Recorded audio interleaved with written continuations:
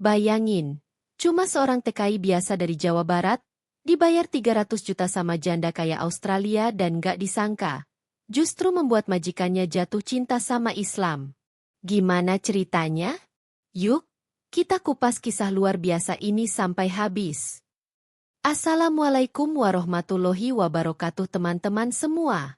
Selamat datang kembali di channel inspirasi kita, tempat berkumpulnya cerita-cerita penuh hikmah dan keajaiban. Sebelum lanjut, jangan lupa ya klik tombol like buat dukung channel ini. Subscribe juga biar nggak ketinggalan kisah-kisah inspiratif lainnya, dan aktifkan lonceng notifikasinya. Jangan lupa juga tulis sholawat di kolom komentar ya, teman-teman.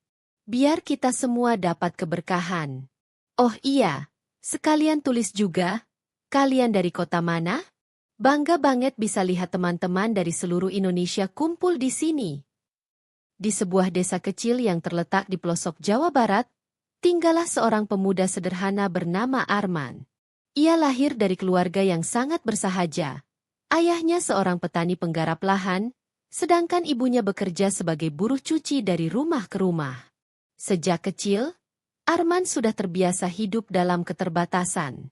Ia tahu betul rasanya menahan lapar karena penghasilan orang tuanya tak menentu. Kadang hasil panen bagus, kadang pula gagal total karena hujan yang terlalu deras atau hama yang merajalela. Tapi meskipun hidup serba sulit, Arman tumbuh menjadi pribadi yang tangguh dan penuh semangat. Setiap pagi, Arman kecil berjalan kaki sejauh 5 km menuju sekolah dasar. Sepatu yang dipakainya seringkali sudah bolong, namun semangatnya untuk menuntut ilmu tak pernah surut. Selesai sekolah, ia membantu ibunya mencuci pakaian tetangga atau membantu ayahnya di sawah. Kehidupan keras itu justru menempa Arman menjadi anak yang kuat, tidak manja, dan memiliki rasa tanggung jawab besar terhadap keluarganya. Ia bermimpi suatu saat bisa mengubah nasib keluarganya, membawa mereka keluar dari jeratan kemiskinan. Saat menginjak usia 18 tahun, Arman menyelesaikan pendidikannya di tingkat SMA.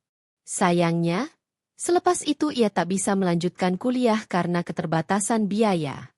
Teman-temannya banyak yang memilih merantau ke kota besar seperti Jakarta atau Bandung, namun Arman punya rencana berbeda. Ia mendengar dari tetangganya bahwa menjadi TKI, tenaga kerja Indonesia, di luar negeri bisa menghasilkan uang jauh lebih banyak dibanding kerja serabutan di kota.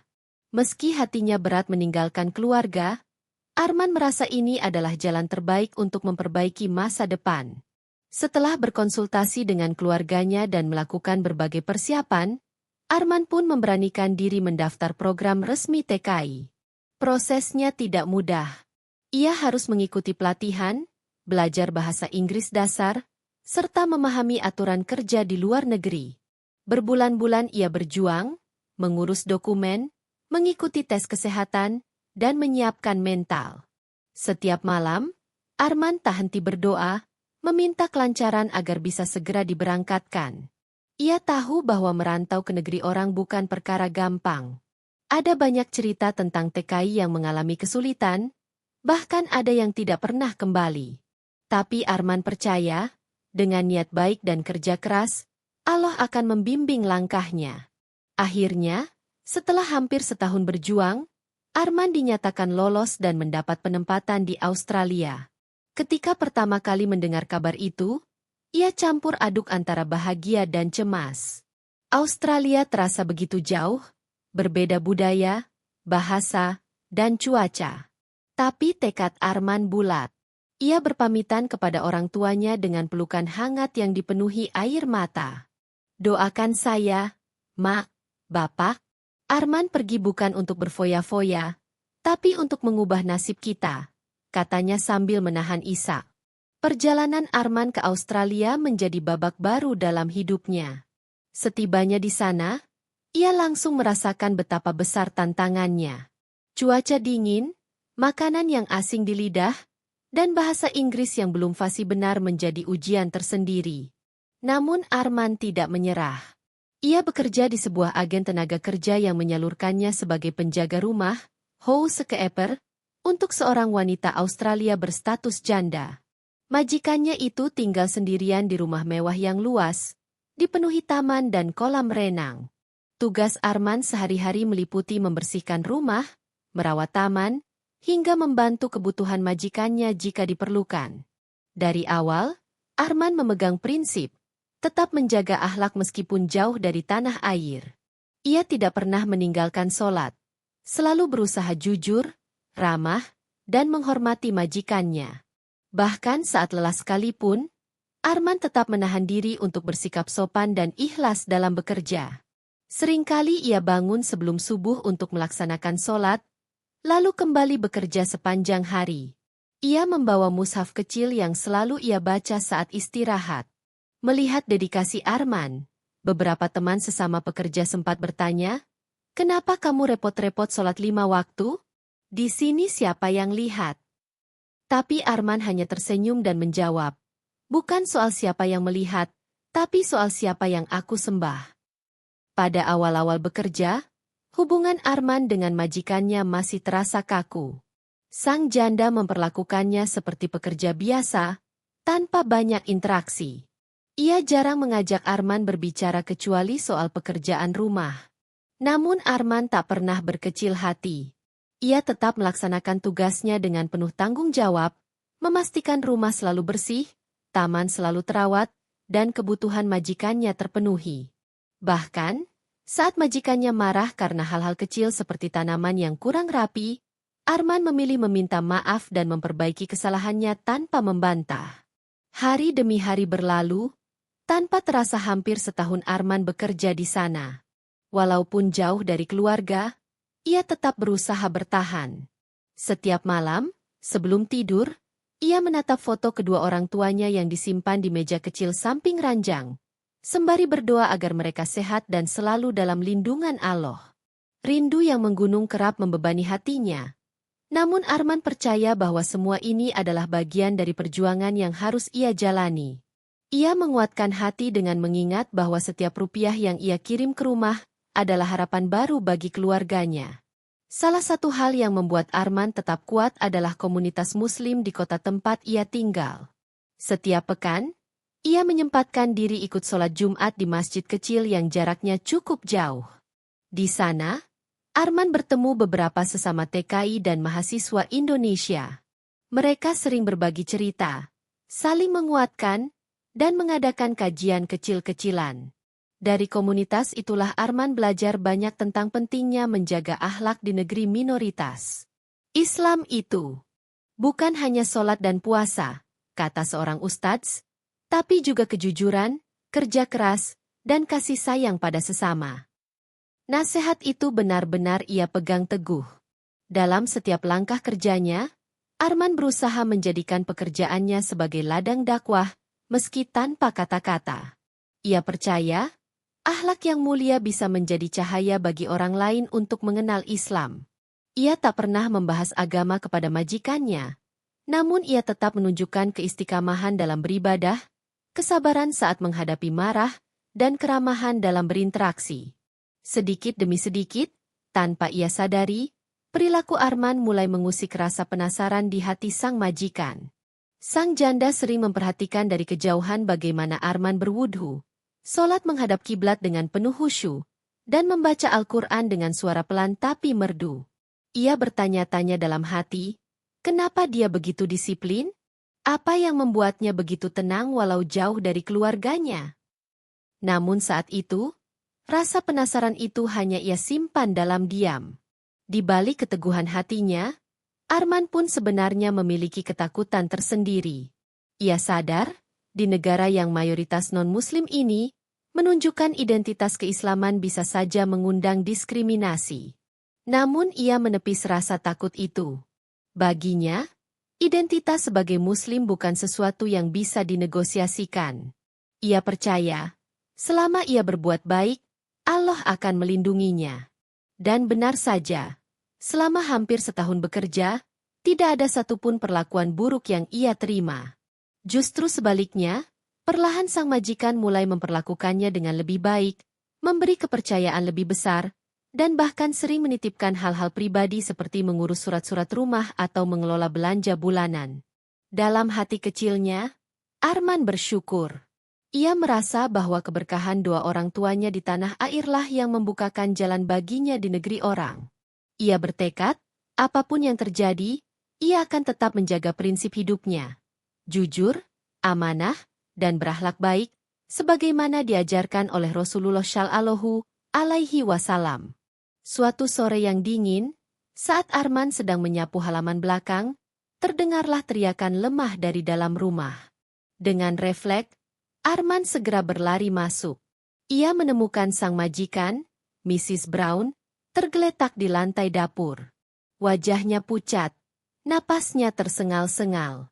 Tanpa berpikir panjang, Arman segera mengambil ponsel dan menghubungi ambulans. Lalu dengan hati-hati menopang tubuh Mrs. Brown ke posisi lebih nyaman sambil berbicara menenangkan. "Tolong tahan sebentar, Bu, ambulans dalam perjalanan." Tak lama kemudian, para medis datang dan membawa Mrs. Brown ke rumah sakit. Arman ikut mendampingi, meski ia tahu itu di luar tugasnya. Dalam hati, ia merasa bertanggung jawab atas keselamatan wanita tua itu. Ia duduk di ruang tunggu rumah sakit dengan penuh kecemasan. Setiap doa ia panjatkan, meminta agar Allah memberikan kesembuhan bagi majikannya.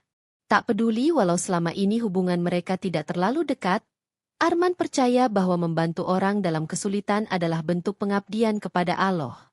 Beberapa jam kemudian, dokter keluar dan memberitahu bahwa Mrs. Brown mengalami serangan jantung ringan akibat stres dan kelelahan. Beruntung Arman bergerak cepat, sehingga nyawanya bisa diselamatkan. Ketika Mrs. Brown sadar, hal pertama yang ia lihat adalah Arman duduk di samping tempat tidurnya, tertidur karena kelelahan. Hati wanita itu tersentuh. Untuk pertama kalinya dalam waktu yang lama, ia merasa ada seseorang yang benar-benar peduli tanpa pamrih.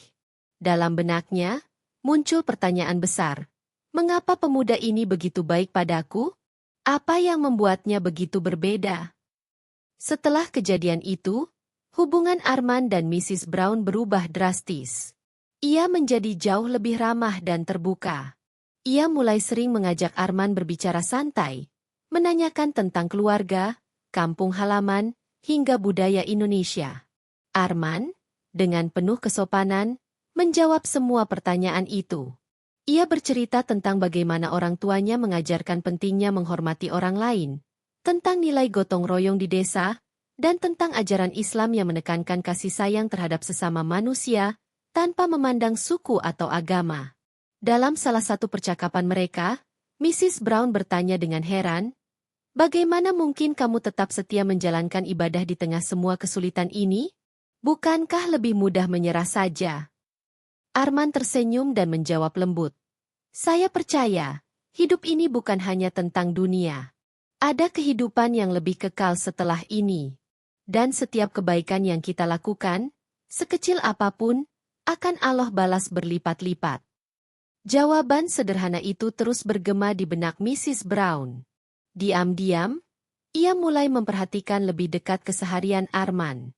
Setiap pagi ia melihat Arman berwudu dan sholat, bahkan ketika hujan deras atau cuaca dingin menggigit.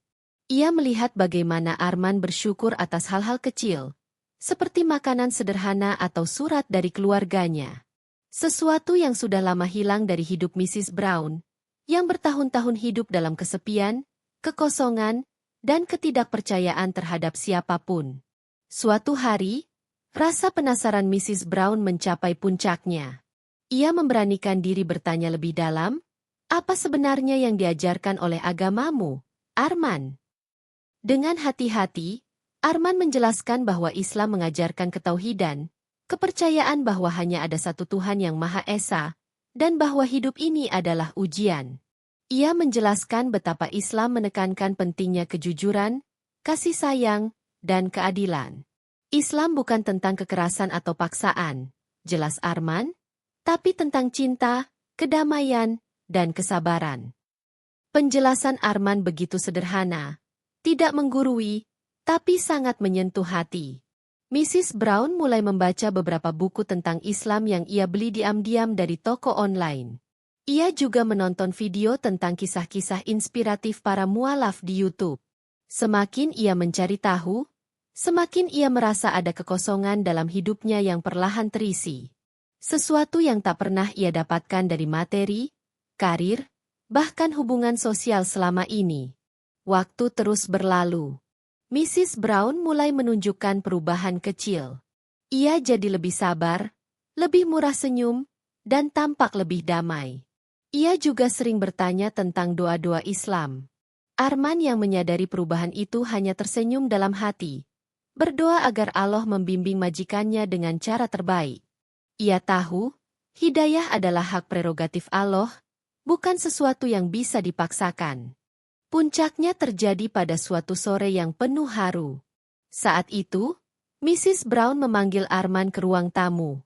Dengan mata berkaca-kaca, ia berkata, "Arman, selama ini aku merasa kosong. Tapi sejak melihat cara hidupmu, aku merasa ada sesuatu yang luar biasa dalam Islam. Aku ingin belajar lebih serius. Bisakah kamu membantuku?" Arman tertegun. Ia hampir tak percaya dengan apa yang didengarnya. Dengan suara bergetar, ia menjawab, "Tentu saja, Bu. Tapi izinkan saya meminta bantuan seorang ustadz agar ibu mendapatkan bimbingan yang tepat." Mrs. Brown mengangguk setuju. Keesokan harinya, Arman menghubungi seorang ustadz dari komunitas Muslim di kota tersebut. Mereka mengatur pertemuan sederhana di rumah Mrs. Brown. Dalam suasana yang penuh haru, Mrs. Brown mengucapkan 2 kalimat syahadat dengan keyakinan penuh. Air mata mengalir di pipinya saat ia berkata, "Aku bersaksi tiada Tuhan selain Allah, dan Muhammad adalah utusan Allah." Arman tak mampu menahan air matanya. Ia sujud syukur, berterima kasih kepada Allah yang telah memperjalankan semua ini dengan skenario terbaik.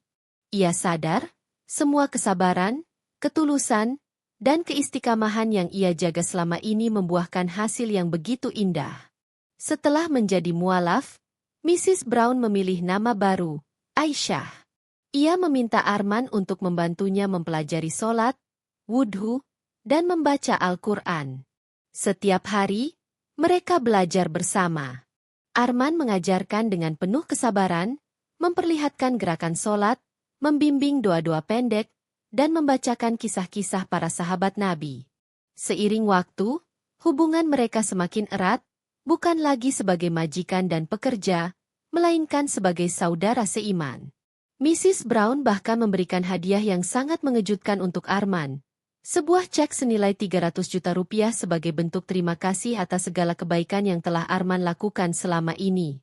Uang itu tidak sekadar hadiah, tapi juga simbol dari rasa cinta dan hormatnya kepada Arman.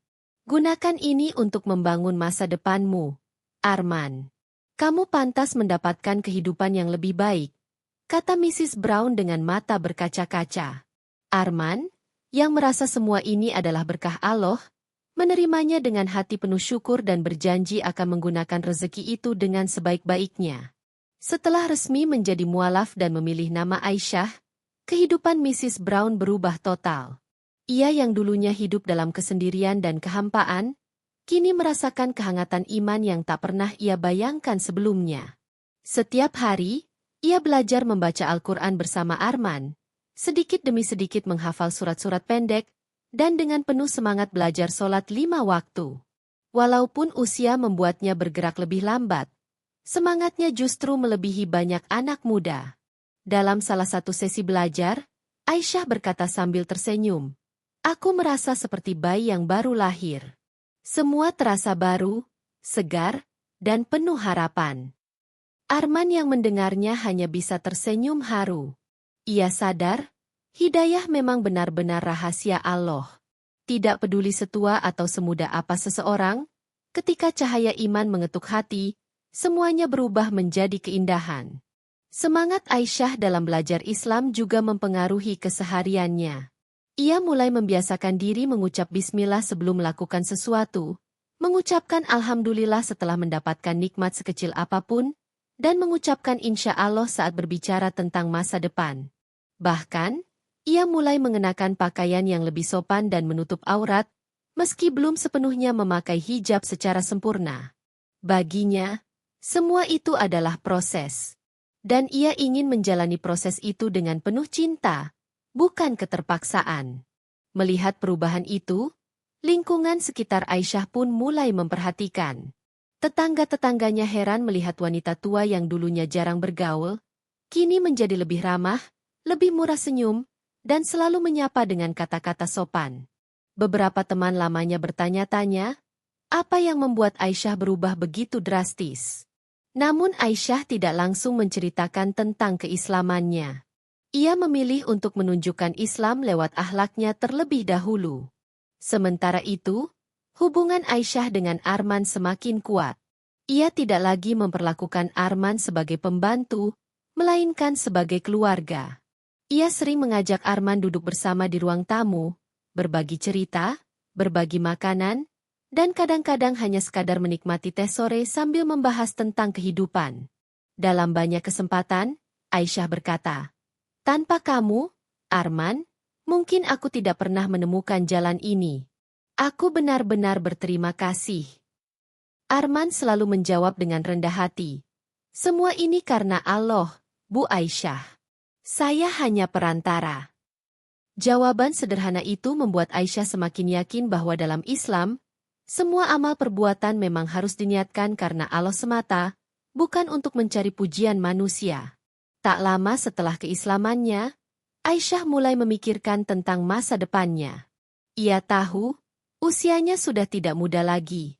Ia ingin menghabiskan sisa hidupnya di tempat yang lebih tenang, lebih damai, dan lebih dekat dengan komunitas Muslim. Ia pun menyampaikan niatnya kepada Arman, "Arman, aku ingin pindah ke Indonesia. Aku ingin tinggal di sana, dekat denganmu dan keluargamu. Bisakah kamu membantuku mewujudkannya?" Arman terkejut, sekaligus haru. Ia tidak pernah menyangka bahwa wanita Australia yang dulu hidup dalam kemewahan, kini rela meninggalkan segalanya demi menemukan kedamaian bersama komunitas Muslim di Indonesia. Dengan suara bergetar, Arman berkata, "Tentu saja, Bu Aisyah. Saya akan membantu sekuat tenaga." Mereka pun mulai mengurus segala persiapan, menjual rumah, mengatur dokumen keimigrasian, dan mencari tempat tinggal yang nyaman di kampung halaman Arman, di sebuah desa kecil di Jawa Barat. Saat kabar ini sampai ke keluarga Arman, semua orang menyambut dengan tangan terbuka. Bagi mereka, menerima seorang mualaf sebagai bagian dari keluarga adalah kehormatan besar. Beberapa bulan kemudian, Aisyah dan Arman resmi tiba di Indonesia. Saat menginjakan kaki di tanah air, Aisyah tak kuasa menahan air mata. Ia merasa seperti pulang ke rumah setelah bertahun-tahun tersesat. Ia disambut hangat oleh keluarga Arman, tetangga, dan tokoh masyarakat setempat. Bahkan, pihak masjid setempat mengadakan acara kecil untuk menyambutnya, dengan lantunan sholawat dan doa-doa penuh keberkahan. Hari-hari Aisyah di Indonesia diisi dengan kebahagiaan sederhana. Ia belajar memasak masakan Indonesia, seperti nasi goreng, sate, dan rendang. Ia belajar mengenakan kain batik, ikut menghadiri pengajian ibu-ibu, dan berusaha berbicara dalam bahasa Indonesia meski masih terbata-bata. Semua orang menyayanginya, tidak hanya karena statusnya sebagai mualaf, tapi karena ketulusan hatinya yang terpancar dalam setiap tindakan. Satu momen yang sangat mengharukan adalah ketika Aisyah merayakan Idul Fitri pertamanya di Indonesia. Dengan mengenakan baju muslimah berwarna putih sederhana, ia mengikuti sholat Id di lapangan desa. Saat takbir berkumandang, ia menangis terseduh-seduh. Bukan karena sedih, tapi karena bahagia. Karena untuk pertama kalinya dalam hidup, ia merasa benar-benar menjadi bagian dari sesuatu yang besar, sesuatu yang penuh cinta dan ketulusan. Di sela-sela kehidupan barunya, Aisyah tak pernah melupakan jasa Arman. Ia berulang kali berpesan, "Arman, jangan pernah tinggalkan salat. Teruslah menjadi orang baik. Dunia ini singkat, tapi kebaikanmu akan abadi." Arman mengangguk, berjanji dalam hati untuk selalu menjaga amanah itu. Bahkan, sebelum Aisyah jatuh sakit di usia lanjutnya, ia sempat menulis surat wasiat sederhana, meminta agar dimakamkan secara Islam, dekat dengan keluarga Arman, dan berharap setiap orang yang mengenalnya mendoakannya. Ia juga mewasiatkan sebagian tabungannya untuk pembangunan masjid di desa tersebut, sebagai bentuk rasa syukur atas hidayah yang ia terima. Ketika akhirnya Aisyah berpulang ke Rahmatullah, seluruh desa berkabung. Pemakamannya dipenuhi air mata dan doa-doa. Banyak yang tidak percaya bahwa wanita Australia itu kini telah menjadi bagian dari mereka. Tapi bagi Arman dan keluarganya, Aisyah bukan hanya seorang mualaf. Ia adalah bagian dari keluarga besar mereka. Di makam sederhana yang dihiasi batu nisan bertuliskan nama, Aisyah binti Abdullah, Arman sering datang berziarah. Ia duduk di sana, membaca surat Yasin, dan mengenang perjalanan hidup luar biasa seorang wanita yang berani meninggalkan segalanya demi kebenaran. Dari seorang wanita tua kesepian di Australia menjadi seorang muslimah yang dicintai di Indonesia, kisah Aisyah adalah bukti nyata bahwa hidayah bisa datang kapan saja, kepada siapa saja, dan lewat cara-cara yang tidak pernah kita duga. Dan semua itu bermula dari ketulusan seorang TKI sederhana yang menjaga keikhlasannya, bahkan dalam situasi sulit sekalipun. Masya Allah, kisah ini mengajarkan kita bahwa dakwah terbaik adalah lewat akhlak. Semoga kita semua bisa jadi pribadi yang memberi contoh kebaikan dimanapun kita berada. Kalau teman-teman terinspirasi dengan kisah ini, jangan lupa like, komen, akhlak mulia, dan share ke teman-teman kalian ya. Sampai ketemu di video inspiratif berikutnya. Wassalamualaikum warahmatullahi wabarakatuh.